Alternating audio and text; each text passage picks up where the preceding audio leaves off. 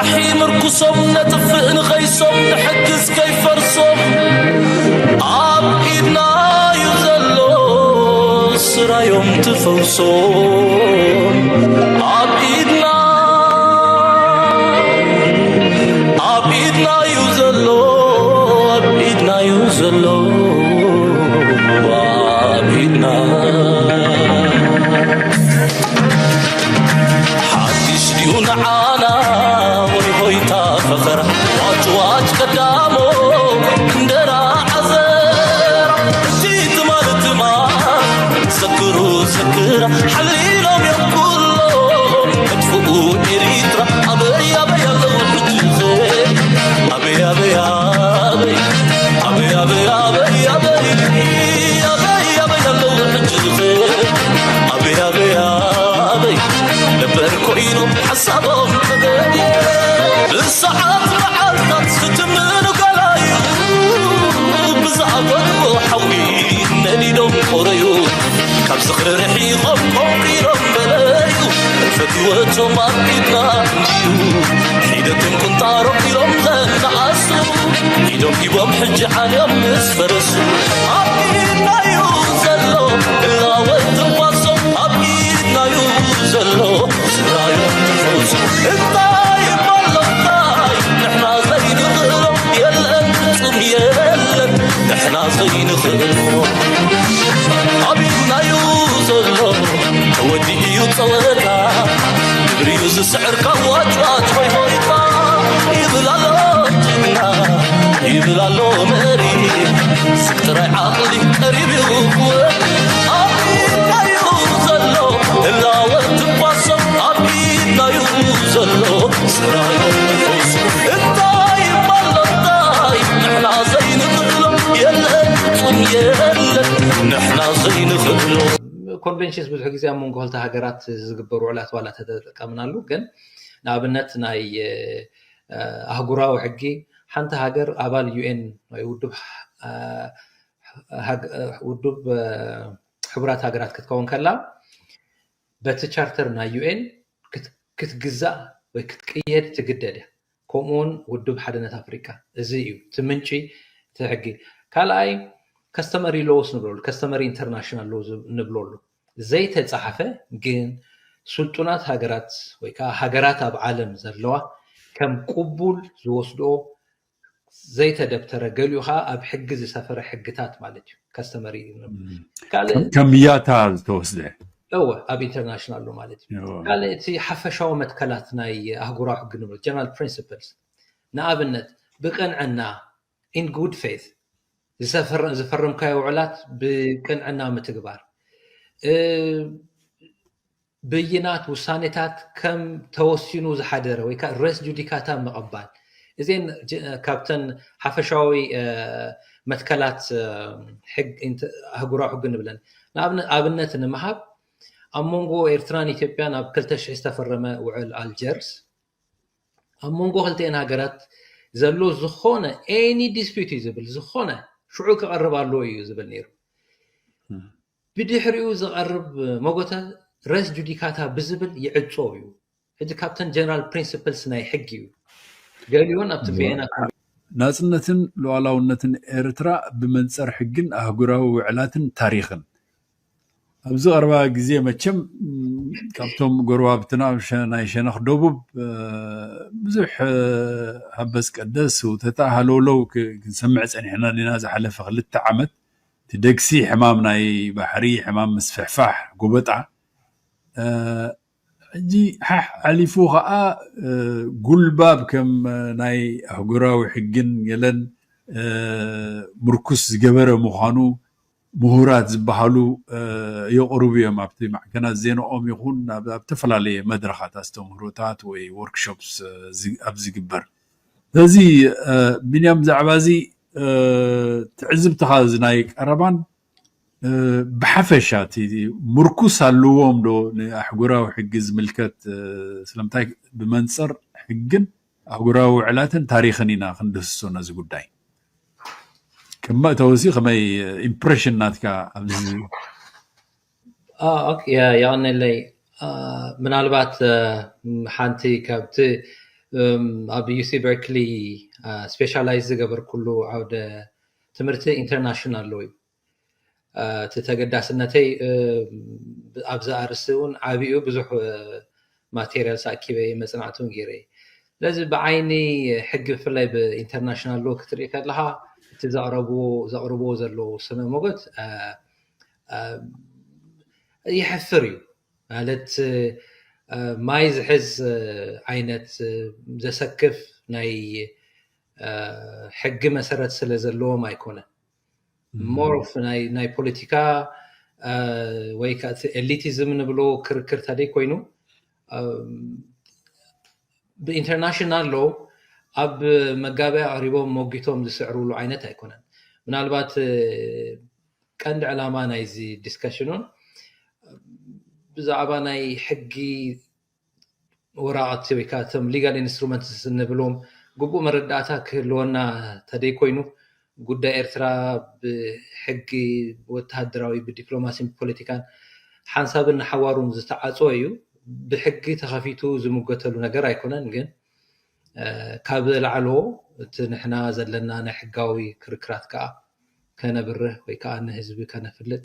ነቲ ኮንፊውዥን ወይ ከዓ ነቲ ዘሎ ስጋኣታት ወይ ዘይድሊ እንታይ ቤላቤሎ ነው ንብሎ ንዑ ክሕግዘና እዩ ምናልባት ክስቶ ገለኢልና ምጥቃስ እኳ እቲ ጨዋባ ባህልና ይፈቅደልናን ይገትኣና እዩ ግን ኣነ ካብዞም ኩሎም ክቐርቡ ዝሓገዩ ሓደ ምሁር ዳርጋ ሓቅነት ብትብዓት ተዛረበ ሕጂ ብሂወት የለን ነፍሲሄር ፕሮፌሰር ደረጀ ዘለቀ እንተዘይተጋጌ ኣብ ዩኒቨርሲቲ አዲስ አበባ ናይ ሕጊ ምሁር ሕጊ ፕሮፌሰር እውን ብትሪ እቲ ጉዳይ ናይ ባሕሪ ናይ ዓሰብ ዝበሃል ዝበሎ ናይ ብሓቂ ትብዓት ጥራሕ ዘይኮነ ኸ አካደሚክ ኢንቴግሪቲ እውን ዘለዎ ኮይኑ ረኺቦ ሓደ እዚ ጥራሕ እዩ እምበር እቲ ብዙሓት ክንሰምዖም ዝሓገናሲ ናይ ብሓቂ ዝሕዝን እዮም ዝበልካዮ ኣብ ከምዚ ደረጃ እቲ ስኮላርሺፕ እቲ ምሁራዊ ሓቅነት ኣብ ከምዚ ደረጃ ወሪዱ ተራ ናይ ፖለቲካ መሳርሒ ኮይኑ ሓሶት ምፍብራክ ናይ ፕሮፓጋንዳ ስራሕት ገብሩ ክትሪኦም ከለካ ዓበይቲ እሞ ፀጉሪ ዘብቀሉ ኣብ ዕድመታት ኣብ ሰብዓታት ናብ ሰማንያታት ፃጉዑ ከምኡ ዓይነት ስታይ ክትብል ከለካስ ትውድቀት የብለካ እሞ ብዛዕባ ነፍሲሄር ነፍሲ ይምሓር ኣይ ቲንክ ቅድሚ 6 ወርሒ ገለቢሉ እዩ ሓሊፉ ብሂወት የለን ዶክተር ደረጀ ዘለቀ ወይ ፕሮፌሰር ደረጀ ዘለቀ እቲ ዝበሎ ዝሃቦ ምስክርነት ብዛዕባ ናይ ጉዳይ ናይ ባሕሪ ከመይ ረኺብካ ሓፀር ኣቢልካ ኣነ እውን ተኸታተሎ ነይረ ናይ ብሓቂ ኣብዘይ ግዚኡ ብምሕላፉ ይሕዝን እዩ ሓደ ነቲ ኦብጀክቲቭ ዝኾነ ወድዓዊ ዝኾነ ምኽሪ ክህቦም ዝኽእል ዝነበረ ተባዕ ምሁር እዩ ነይሩ አንፎርቹኔትሊ ሓሊፉሎ ናይ ሕጊ ሰብ ተኮይኑ ነቲ መንግስቲ ከምዛ ዓይነት ወድዓዊ ዝኾነ ምናልባት ኣብ ሕጊ ኣሲድ ቴስት ንብለሉ ኣሲድ ቴስት ማለት ነዚ ሰብ እዚ ኣብ ክልቲኦም ተኸራኸርቲ ወገናት እትንወስዶ ዝምስክሮ ወይ ዝህቦ ናይ ሕጊ ርእይቶ ሓደ ዓይነት ድዩ ኣይኮነን ዝብል መምዘን ኣሎ ብወገን ኤርትራ ወሰዶ ብወገን ኢትዮጵያ ወሰዶ ምክንያቱም ሕጊ ኦብጀክቲቭ እዩ ምናልባት ኣብቲ ንዓዓት ተኸራኺርካ ንዓኻ ዘርብሑ ነገራት ክትደሊ ትፍትን ተደይ ኮይኑ ናብ ፖለቲካ ወሲድካ ቶታሊ ካብ ሕጊ ወፂኻ ከምዚ ዓይነት ሬክለስ ዝኾነ ነገር ክትገብር ከለካ ኢን ደ ሎንግ ረን ዘኽፍለካ ዋጋ ከቢድ እዩ ወላይ ድሕሪ ከምዚ ዓይነት ርእይቶ ፖለቲካዊ ርእይቶ ምሃብ ናይ ሕጊ ሰብ ኮንካ ድሕሪኡ ዝሰማዕካ ሰብ እውን ኣይክህሉን ጀስት ምናልባት ኣብ መጋባያ እውን ከም ጠበዓ ሆንካ ክትምግተሉ ትኽእለሉ እቲ ናይ ሕግን ናይ ሞራልን በሪኽ ባይታ ትስእኖልካ ማለት እዩ ስለዚ ኣድንቆ ብትብዓት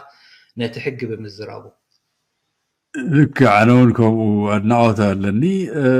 ገርመካ ከዓ ኣብ ኣረኣዩ ብኤርትራ መንግስቲ ኤርትራ ኣብ ሻዕብያ ኮታንኮት ብዙሕ ፋን ኣይኮነን ቲፎዞ ኣይኮነን ግን ኣብታ ጉዳይቲ ኣብታ ሓቅታት ብትብዓት ብድፍረት እቲ ሓቂ ቶግ ዘብል ሓደ እንኮ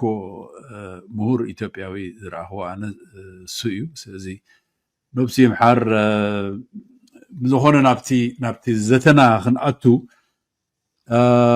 ጉዳይ ናይ ብሓፈሻ እቲ ናይ ኤርትራ ታሪክ እቲ ናይ ኢትዮጵያ ፅውፅዋይ ናይ 3000 ናይ ገለ ዝብል ምስ ፕሮፌሰር ጊዶን ኣብ ዝገበርናዮ ሰፊሕ ናይ 3 ሰዓት ማእዲ ዘተ ኣብቲ ቻነልና ኣለኩም ኩላትኩም ንዕኡ ትከታተሉ ትኽእሉ ግን ሎሚ ካብ ካልኣይ ክፋል ናይ መበል 19 ክፍለ ዘመን ስፔሲፊካሊ እውን ካብቲ ኢጣልያ እግራ ዘንበረትሉ 1869 ኣቢልና ኢና ክንጅምር መስለኒ በቲ እስኻ ተዳሊኻሉ ዘለኻ ምናልባት እዛ ፓወርፖይንት ዘዳለኻዮ እውን ኣብቲ ስክሪን ሓሊፍና ከነርእያ ኢና እሞ ሓፈሻዊ መእተዊ ግበረልና ብዛዕባ እዚ ጉዳይ ኦኬ ፅቡቅ ኢትዮጵያ ኣብዚ ቀረባ ግዜ ሕውሱ ዝበለ ሓንሳብ ዋንነት ብሉ ሓንሳብ ተጠቃምነት ብሉ ዋላቲ ድሌቶም ተሓቢኡ ይሃሉ ብጋህዲ ብደረጃ መንግስቲ ከም ፖሊሲ ዝዛረብሉ ዘሎ ሕጂ ኢትዮጵያ ካብቲ ፕራይም ሚኒስተር ጀሚርካ ዝብሎ ነገር እንታይ እዩ ብኢኮኖሚክ ሪዝን ብቁጠባዊ ምክንያት ብጂኦግራፊያዊ ምክንያት ብባህሊ ብታሪክ ኣፍ ደገ ባሕሪ ወይ ዋንነት ይግባአና እዩ ዝብል እዘን እተን 4 ምክንያታት ካልእ ግን ዝተፈላለዩ ምክንያታት ኣለዉ ዘቕርብሉ ምፍራስ ውዕል ዝብል እተን መግዛእታዊ ዶባት ፈሪሰን ኣብ 1935 ንብሉ እዮም ንዓሰብ ኣውቶኖሚ ምስ ገበራ ደርጊ ኣብ 1988 ማለት መስለኒ እሱን ኩነታት ቀይሮ ብሉ ናይ ኣልጀርስ ኣግሪመንቱን የምፁ እዮም ናይ 1998 ወራራቱን የምፁ እዮም እዘን ንኩሉ መልስታት ኣለና በዚ መልሲ ሓንቲ ግን ብሓንቲ ሰንተንስ ምትዓፅወ ትሪቲስ እንድሕር ኣሎ ውዕላት እንድሕር ኣሎ ኩሉ ክርክብ ነል ኤን ቮይድ እዩ ኣብዚኣ እያ ክትውዳእ ትሪቲስ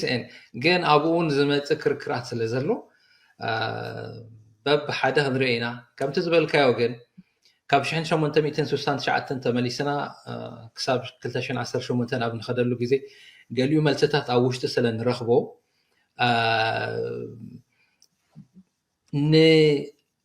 ንታሪክ ፋክት ከይኮነስ እቲ ዘጋጠመ ነገራት ናይ ሕጊ ክዳን እንዳልበስና ናይ ሕጊ ክርክራት ወይ ከዓ ናይ ሕጊ መጎተ እንዳቕረብና ክንከይድ ኢና ነዚ ናይ ሎሚ ዲስከሽን ንበሎ ወይ ከዓ ኢንተርቪው ክጥዕም ኢለ ነተን ግዜያት ኣብ 4 መቒለ እየ ሓደ ካብ 1869 ክሳብ 1900 ናብቲ ኢንትሮዳክሽን ክመፅአ ነጀነራል ሓፈሻዊ ክህብ ስለ ዝደለ ክምር ናብዚ እውን ክመፅአ ምናልባት ድሕሪኡ ዘላ መስለኒ ካብ 1869 ኔክስት መስለኒ ዘላ ቅድሚያ ዘላ መስለኒ የስ እዚኣ ካብ 1869 ክሳብ 1900 ባዶ 8 እዩ 69 ዝመረፅኩሉ እንታይ መጀመርያ ካብ ከባቢ ወሽመጥ ዓሰብ ቤይ ኦፍ ዓሰብ መሬት ጣልያን ዝገዛኣትሉ እያ 1900 ባዶ 8 ከዓ ድሕሪ 1900 ባዶ 2 እቲ ምብራቃዊ ዶባት ኤርትራ ኣብ ወረቐት ዝተሰፈረሉ እዩ ድሕሪኡ ዘሎ ክሳብ 1941 ጣልያን ዝተሰዓረትሉ ናይ ምምስራት ወተሃደራዊ ምሕዳር እንግሊዝ እዚ ሓደ ናይ ሕጊ መድረኽ እዩ ድሕሪኡን ካብ 41 ክሳብ 62 እተን ቀንዲ መሰር ርእሰ ውሳነ ህዝቢ ኤርትራ ኣፍልጦ ዝተረኽበሉ ኤርትራ ከም ስቴት ወይ ከም ኤንቲቲ ብዩኤን ኣፍልጦ ረኺባ ምስ ኢትዮጵያ ፌደሬትድ ኮይና ዳሕራይ ኢትዮጵያ ብወለንተኣ ነቲ ፌደሬሽን ዘፍረሰትሉ ግዜ እዩ ድሕሪኡ ካብ ናይ ብረታዊ ቃልሲ ግዜ ኣሎ እሱ ውፅኢት ናይቲ ምፍራስ ፌደሬሽን እዩ ኣብ መንጎ ዝተለዓሉ ሕቶታት ናይ መሰርሰ ውሳኔ ኣብዚ ክገፍሓና ስለ ዝኾነ ኣይነልዕሎን ኢና ካብ 1988 ክሳብ 2018 ዘሎ ከዓ እዚአን 4 ናይ ሕጊ መድረኻት ፈላሌ ነተን ኣብኡ ዘለዋ ናይ ሕጊ ኢንስትሩመንትስ ወይ ሰነዳት ክንመያየጠለን ኢና ኣዝዩ ናይ ሕጊ ሰነድ ብዙሓት ናይ ሕጊ ሰነዳት እዮም ዘለዉ ብዙሓት እዮም ግን ነተን ቀንዲ ክንመያየጠለን ኢና ቅድሚ ናብኡ መኻደይ ግን ኩሉ ግዜ ዘደናግራ ህዝቡ እውን ኣትሊስት መባእታዊ ኣፍልጦ ክህልዎ ምእንታን ሉዓላውነት እንታይ እዩ ግዛእታዊ ሓድነት እንታይ እዩ ኣህጉራዊ ሕጊ ዝበሃል ከ እንታይ እዩ ሕጂ ተንሰምዖ ዘለና ዓሰብ ሕጋዊ ወደብ ናይ ኢትዮጵያ እዮም ዝብሉ ብሕጊ ምልከተና እዮም ዝብሉ ዘለዉ ሕጂ እንታይ ማለት እዩ እቲ ግዛእታዊ ሓድነት ሉዓላውነት እንታይ ማለት እዩ ሉዓላውነት ዝበሃል ክልተ እዩ ሓደ ናይ ውሽጢ እቲ ሓደ ከዓ ናይ ደገ እዩ እቲ ናይ ውሽጢ ንብሎ ሓንቲ ሃገር ኣብ ክሊ ግዛእታ ናይ ፖሊሲ ምትግባር ግብሪ ናይ ምእካብ ፖለቲካዊ ናጽነት ሃልይዋ ነቲ እቲ መንግስቲ ፖሊሲ ከተግብረሉ ዝኽእል ሓደ ሉዓላውነት ንብሎ እዚ እቲ ሓደ እቲ ኤክስተርናል ንብሎ እቲ ኤክስተርናል ከዓ ኣብታ ዶባ ናይ ምድራዊ ዶባ ናይ ባሕሪ ክል ኣየር ዶባ ዝተፈልጠት ሃገር ዝኾነት ሃገር ክትንክፋ ክትወራ ከም ከተስገድዳ ከም ዘይትኽእል ዝሕብር እቲ ኤክስተርናል ሶቨሬንቲ ንብሎ ማለት እዩ ምዝት ሉዓላውነት ብግዛእታዊ ሓድነት ይግለጽ ግዛእታዊ ሓድነት ባይዘወይ ሉዓላውነትን ግዛእታዊ ሓድነትን ንሃገራት ጥራይ ዝምልከት እዩ ሓደ መግለፂ ናይ ሉዓላውነት ግዛእታዊ ሓድነት ናይ ተሃገር እዩ ሓደ ምሁር ምናልባት ንግዛእታዊ ሓድነት ክገልጽ ዝተጠቕመሉ ኣባህላ ክሳ ክገልጻ እሳ እንታይ እዩ ዝብላ ግዛእታዊ ሓድነት ናይ ሓንቲ ሃገር ከም እንቋቑሖ እዩ ዝብላ እንቋቑሖ ብሓደ ወገን እንድሕር ነቒዓ ወይ እንድሕር ተሴራ ኣይጠቅምን እየ ዝብል ግዛእታዊ ሓድነት ናይ ሓደ ሃገር ከዓ እዚ እዩ ምናልባት ነዚ ዘምፅኾ እንታይ እዩ ንቀይሕ ባሕሪ ኩዒትካስ ናብ ኢትዮጵያ ምምፃእ ዝብል ዘረባውን ስለ ዘሎ ግዛእታዊ ሓድነት ማለት ነቲ መሬት ነቲ ኣየር ነቲ ባሕሪ ዘይምትንካፍ ማለት እዩ ሃገር ከም ኤንቲቲ ሓደ እዩ ዘይሸራርፍ ጎቦታታ ዶባታ ባሕራ ክል ኣየር ከይተረፈ እዚ እዩ እቲ ግዛእታዊ ሓድነት ዝበሃል ዳሕራይ ብዙሕ ግዜ ብሕጊ ይብሉ እዮም እቲ ኢንተርናሽናል ሎ ማለት እዩ ኢንተርናሽናል ሎ ንብሎ ሲ እንታይ እዩ ኢንተርናሽናል ሎ ንሃገራትን ኣህጉራዊ ውድባትን ጠሚሩ ዝሕዝ ናይ ቃል ኪዳን ሰነድ ማለት እዩ እዚ ናይ ቃል ኪዳን ሰነድ ምናልባት ናይ ሓንቲ ሃገር ሕጊ ኣበይ ንረኽቦ ኣብ ኣዋጃት ሕጋጋት ወይ ከዓ ዝተደብተሩ ሕግታት ንረኽቦ እዚ ኢንተርናሽናል ሎ ንብሎ ግን ኣበይ ይርከብ ኣበይ እዩ እቲ ምንጪ ሓደ ኮንቨንሽንስ ወይ ትሪቲስ ንብሎም ኢና ንኣብነት ትሪቲስ ኣብ መንጎ ኢትዮጵያን ኤርትራን ዝተገብሩ ኣብ መንጎ ጥልያን ውዕላት ማለት እዩ የቕሬታ ጽባልሃ መምህር ቢንያም ሓንሳ እቲ እንግሊዝኛ ናብ ትግርኛ ትርጉም እናበልካ ኣነ እውን ከቋርፀካ እንድሕርቲ እንግሊዝ በዝሕ ኣሎ ቴክኒካል ተርሚኖሎጂ ስለ ዝኾነ ናይ ሕጊ ዝተኻላ መጠን ናብ ትግርኛ ተሓፋሽ ብዝርድኦ መንገዲ ክትርጉም ክገድደካ እየ ይርዳእኒ ኣነውን ብዝተኻእለ መጠንተን ቃላት ወይ ተርሚኖሎጂስ ንብለን ናብ ትግርኛ እንዳተርጎምኩ ኸይደ እቲ ምንጪ ናይ ሃገራዊ ሕጊ ንብሎ ውዕላት ኣህጉራዊ ውዕላት ኣብ መንጎ ክልተ ሃገራት ዝፍረም ንኣብነት ናይ 1900 ባዶ 2 ባዶ 8 ውዕል ወይ ከዓ ኣልጀርስ ውዕል ከዓ ትሪቲ ንብሎ ውዕላት እዩ ኮንቨንሽንስ ንብሎ ከዓ ኣሎ ኮንቨንሽንስ ብዙሕ ግዜ ኣብ መንጎ ክልተ ሃገራት ዝግበሩ ውዕላት ዋላ ተጠቀምናሉ ግን ንኣብነት ናይ ኣህጉራዊ ሕጊ ሓንቲ ሃገር ኣባል ዩኤን ወይ ውድብ ሕቡራት ሃገራት ክትከውን ከላ በቲ ቻርተር ናይ ዩኤን ክትግዛእ ወይ ክትቅየድ ትግደድ እያ ከምኡውን ውድብ ሓድነት ኣፍሪካ እዚ እዩ እቲ ምንጪ እቲ ሕጊ ካልኣይ ከስተመሪ ሎውስ ንብለሉ ከስተመሪ ኢንተርናሽናል ሎ ንብለሉ ዘይተፃሓፈ ግን ስልጡናት ሃገራት ወይ ከዓ ሃገራት ኣብ ዓለም ዘለዋ ከም ቅቡል ዝወስድኦ زيت دبتر قالوها أب حجز سفر حجتات مالتي كاستمري كمياتها توصله أب international لو مالتي قال تي حفشوا متكلاتنا أهجرا حق general principles نابنت بقن عنا in good faith زفرم كاي وعلات بقن عنا متقبار بينات وسانتات كم توسينو زحدر ويكا رئيس جوديكاتا مقبال إذن كابتن حفشاوي متكلات حق انت هقرا حق نبلن نابنت نمحب أمونغو إيرتران إثيوبيان أب كلتش استفرمه وعل الجيرس أمونغو هلتين هاجرات زلو زخونة any dispute يزبل زخونة شعوك قرب على يزبل نيرو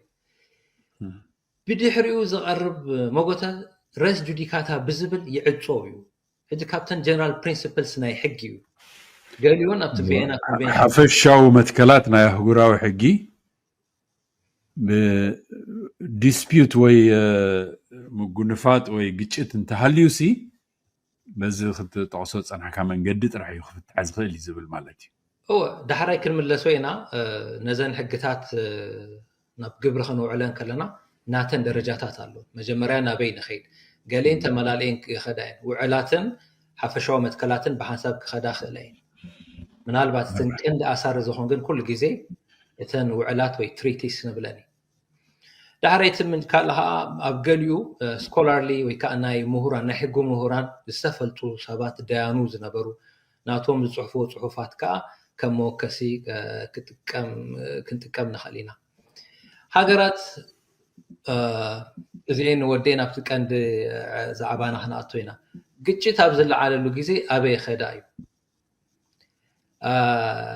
قال أهجرا وعلات أبتوعل ناتن بيت فردلو نابنت United Nations Convention on the Law of the Sea ناتو Tribunal اللو تدي كونه مجمرة International Court of Justice أهجرا بيت فردي أكلنا United Nations ويكا ودوب حبرات هاجرات كوينو هاجرات بدليتن قداي مسوسدا تراي قداي تسمعوا واي هاجرات أبز فرموه وعلات بزعبازي قداي زلعال قجت International Court of Justice ويكا أهجراو بيت فردي سلطان اللو كل سلطان اللو إلى دحر تسمامين نابت بيت فردي خدا ريكونا International Court of Justice نبلو ويكا أهجراو بيت فردي بسمع كلت هاجرات قداي من دحر توسيدو له ترى يسمى نابنت أبشن شعتم 299 منجس إثيوبيا ناي منجس إرترا إمباسي أب ديسابا أب زدفر اللوجزي كسر قريبنا نيرنا 99 أب تجزي تجن منجس إثيوبيا سلا زي قربة متكسر dismissed خويني كله the permanent court of arbitration نبلويو زي قوامة بيت فردي نبلويو زي أب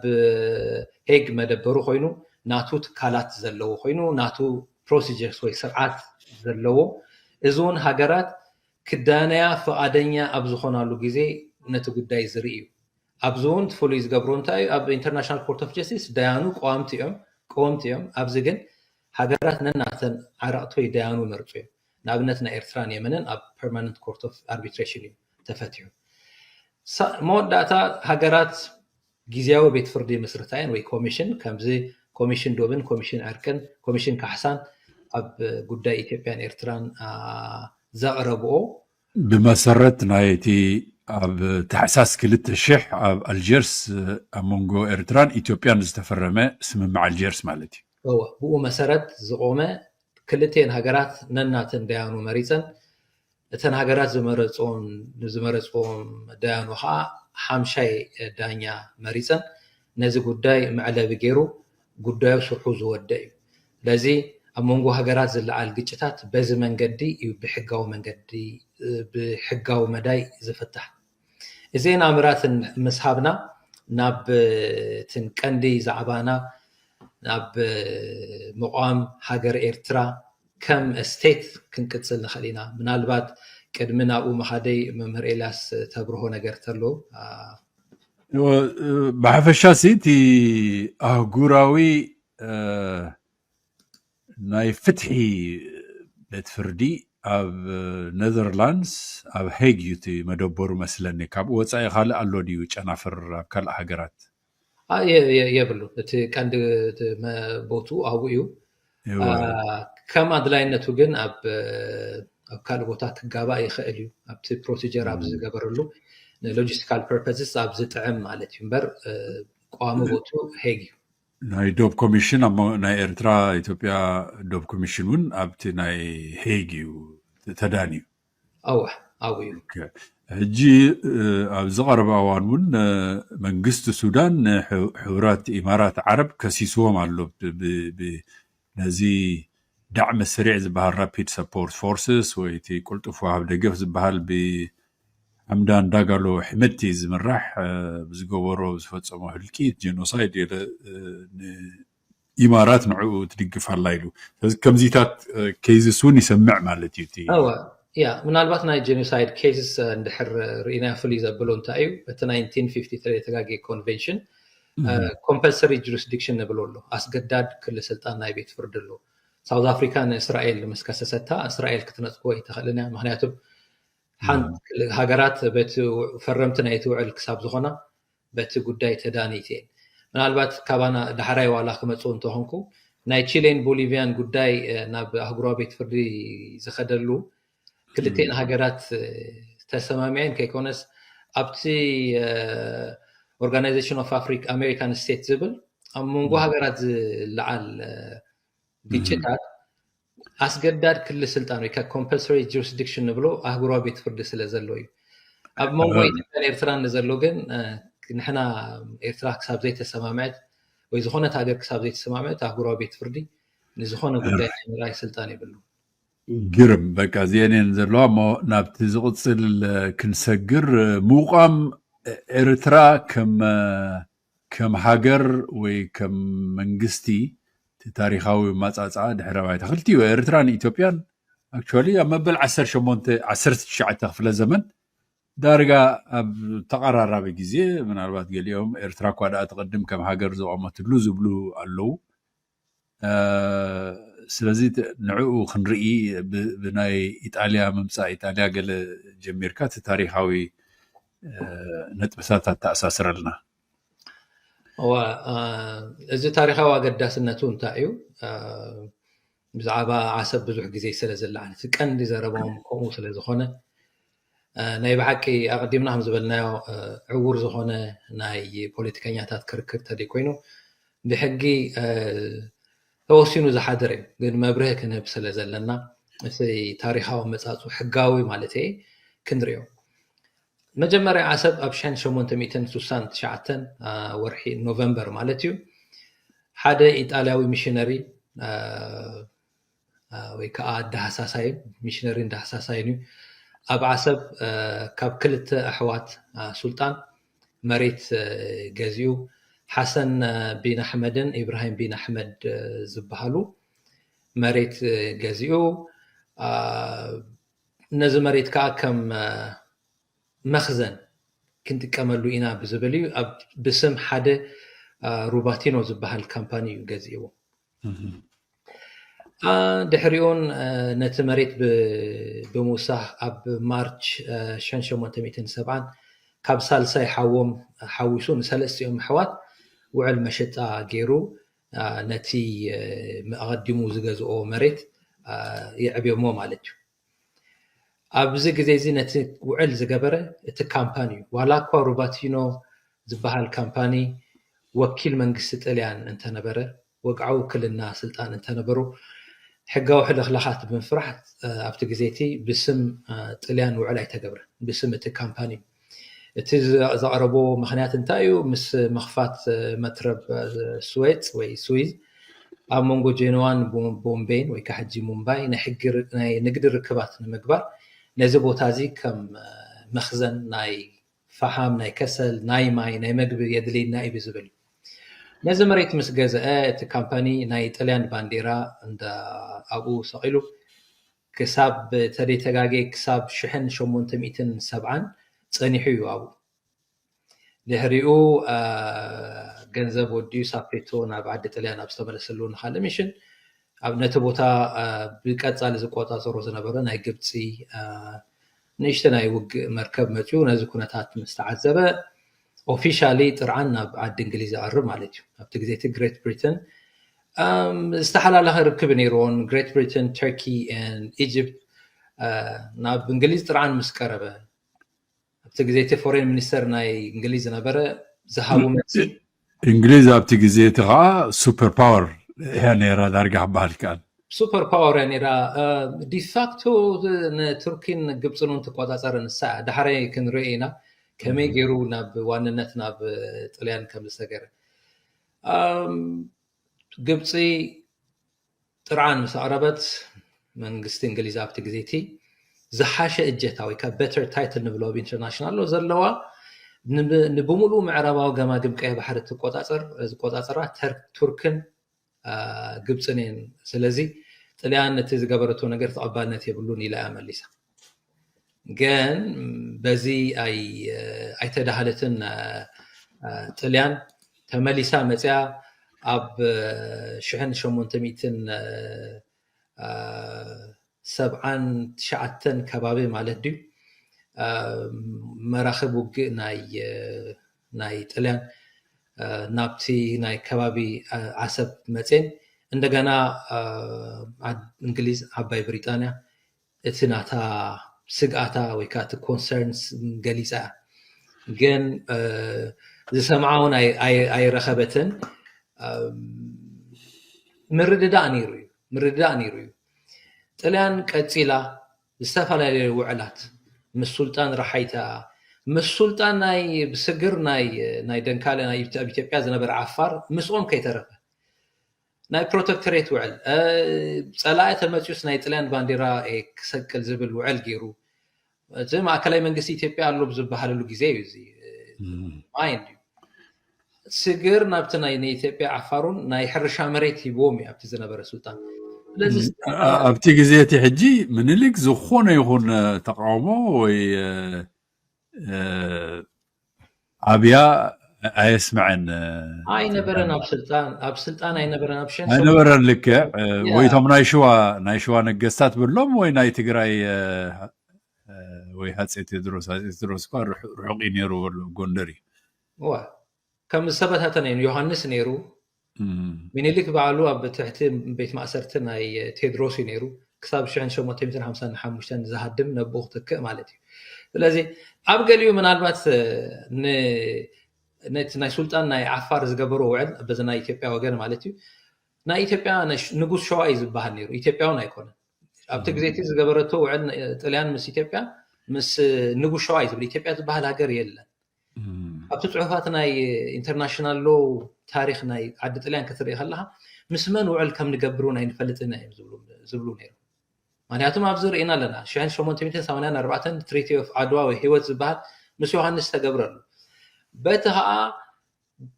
ንብረት ክኣቱን ክወፅን ግብሪ ክኸፈል ኣለዎ ዝብል ናይ ንጉስ ሸዋ ዝተዋዕሎ ውዕል ኣሎ እዚ ከም ሓደ ኤንቲቲ ኢትዮጵያ ትበሃል ኣብቲ ግዜ ትስ ኣይነበረትን ገና ከም ሃገር ሲታ ኢትዮጵያ ትብል ከምዚ ሕጂ ንሪኣ ዘለና ካርታ ኣይቆመትን ነይራ ኣይቆመትን ምናልባት ድሕሪ ሞት ዮሃንስ ሚኒሊክ ፓወርፉል ኮይኑ ዝመፀ ድሕሪኡ ዝነበሩ ውዕላት እዩ ከም ናይ ድሕሪ ውጫሌ ጀሚርካ ከም ኤንቲቲ ከም ሓደ ቦታ ምክንያቱ ኣብ ገሊኡ ውዕላት ክትሪኦ ከለካ ንጉስ ሸዋ ጥራይ ዝብል ነይሩ ዳሕራይ ፅንሕ ኢልካ ክትሪኦ ከለካ ንጉስ ሸዋን ከፋን ጋላን ኢሉ ከዓ ተፃሒፉሉ ሕጂ እቲ ቴሪቶሪ እንዳገፍሐ ብዝኸደ እቲ ታይትል እንዳወሰኸ እዩ ዝኸይድ ነይሩ ስለዚ ጣልያን እዚ ኩሉ ውዕላት ክትገብር ከላ ተመሊሶም ውዕል ይገብሩ ነይሮም ምስ ጣልያን ንኣብነት ውዕል ኣሎ ካብ ዓሰብ ክሳብ ደሴ መንገዲ ክስራሕ ዝብል ውዕል ኣሎ ምስ ሱልጣን ኣብቲ ናይ ኢትዮጵያ ዝነበረ ንጉስ ሸዋ ንብረት ክኣቱን ክወፅን ግብሪ ከፍል ኢሉ ዝተዋዕሉ ኣሎ ብናይ ሽዑ ሱልጣን ናይ ደናክል ኢሉ ዝነበረ ሰብ ገማግም ናይ ቀይሕ ባሕሪ ጣልያን ክትከላኸሉ ዝብል ዝሃቡ ዘፈረሙ ውዕላት ኣሎ أجي طليان بزي أيبلتن بزوحات وعلات غيرا مسلطان رحايتا مسلطان نايدنا كل زتبا بزوحات وعلات غيرا من أربعة أبو تقيسير له in the interest of time كله أين قلتونينا أمور داتا جن تتعامو ناي جبتي بزوح لوت سلزيمته إنجليزون تدليو سلزنا برت انتهي لا تمخران نتلان بزلنا سلواس نتركن جبتن كأمنا نخالي كاي قام تبل أوكي لا مستسمعات نزا حسابي حيزا أبا بريطانيا نتركن جبتن كتأمنا نفتينا أي تقبلون من البعض كان حدا بلح كايدا زي حساب أبزي جديد انتاي أوكي طلع من البعض نمنتاي مس عاد إنجليز وعل زي نقبر يبلو مالتي نزي بحالازي إنجليزون سلسة قبلوا أب think أب شحن شو منتميتن سمانين كلتن أب فبراير أب لندن بزعبة زي طليانن إنجليزن وعل غير ميكا زي exchange diplomatic notes زيادة زيادة أيقونتن حلو imagine بزوع اللي مسارتك تركين جبسن تسمعين نت عصب كباب عصب مولو طليان جزياتو زنبرت كباب أبتك زيتي كبابي شدشتم 230 تربيت سكوير كيلومتر شحن كلتميتن 53 نبرت زلو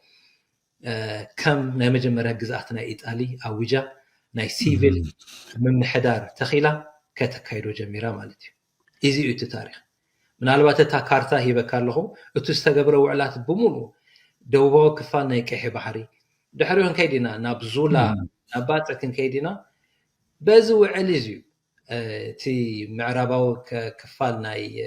نايكحي بحري ناب طليان سجيرو من الوقت قد عسران شوعاتن زلا مثلني عسران شو منتا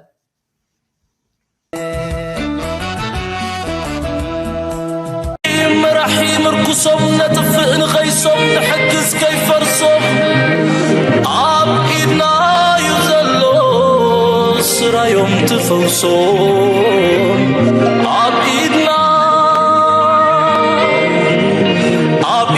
يزلو عب ايدنا يزلو عب ايدنا حدش ديون عانا فخر واج قدامو اندرا عزر تيت مالتما سكرا حليلهم يقولون ادفقوا إريترا أبي الله بجزي أبي الله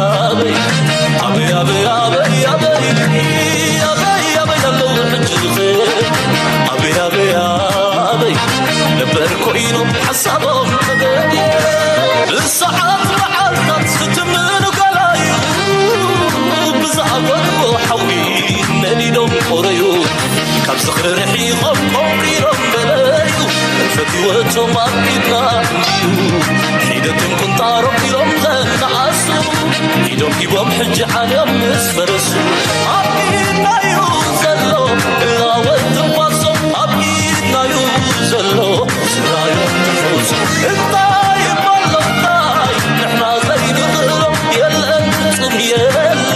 نحنا زين خلو عبيدنا يوزلو ودي يوصلنا بريوز سعر كوات ويهويتا يبلالو مري سكتر عقلي قريب يوقوه عبيدنا يوزلو إلا والتقوصم عبيدنا يوزلو سرايا نفوس الطايب والله نحنا زين خلو يلا نحنا زين خلو عبيدنا يوزلو وسنو معتلو برد حيرك تزبلو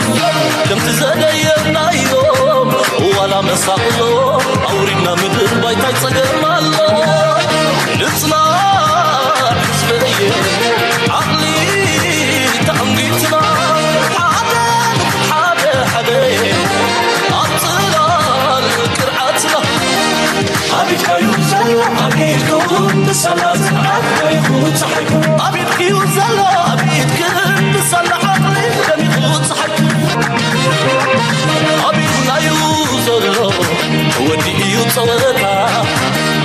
تسعر كواجوات ويهويتا يبلالو جنا يبلالو مري سترى عقلي قريب وقوة أبينا يوزلو إلا وتقوصو أبينا يوزلو سرايو نفوس انتاي مالنتاي نحنا زين خبلو يلهن يلهن نحنا زين خبلو